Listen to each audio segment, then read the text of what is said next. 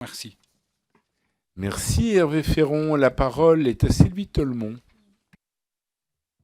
Merci, Monsieur le Président. Je m'adresserai plus particulièrement à notre collègue Michel Français. Je tiens en premier lieu à vous remercier, Monsieur le rapporteur, pour la qualité de votre rapport consacré aux aides à la presse. Je veux d'ailleurs saluer la constance et la cohérence de votre implication sur ce sujet. Les aides à la distribution représentent 200 millions d'euros dans le projet de loi de finances 2016, un budget dédié au soutien des titres de presse, à la fois dans leur vente au numéro et dans leur vente par abonnement. Dans ce contexte, vous plaidez pour une rationalisation de ces aides.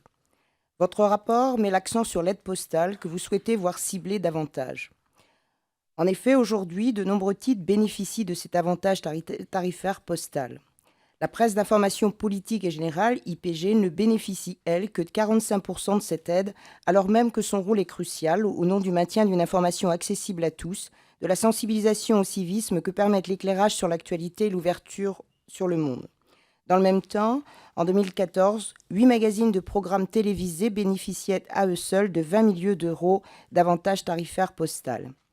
Dans l'objectif de mieux cibler les aides, vous soutenez l'idée évoquée par la ministre Fleur Pellerin de la création d'une catégorie de presse du savoir et de la connaissance qui regrouperait notamment les titres spécialisés et ceux destinés aux professionnels. Cette nouvelle catégorie s'implanterait aux côtés de la presse IPG et de la presse de divertissement. Cette configuration pourrait permettre une différenciation des aides postales. Cependant, cette ambition pose plusieurs défis, les frontières entre la presse IPG et la presse du savoir et de la connaissance étant poreuses.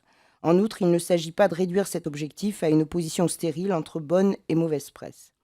En 2001, le Conseil constitutionnel, comme vous le rappelez dans votre rapport, a jugé tout à fait légitime la classification des titres de presse dans le souci de préserver le pluralisme des titres de presse IPG qui contribuent à l'information du citoyen.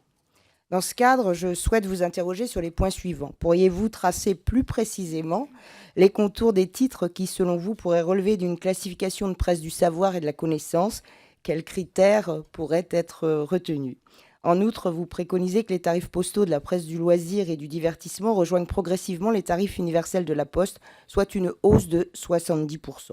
Pouvez-vous nous préciser quelles sont les conséquences attendues pour ces titres et comment pourront-ils assurer le maintien de leur abonnement ? Je vous remercie.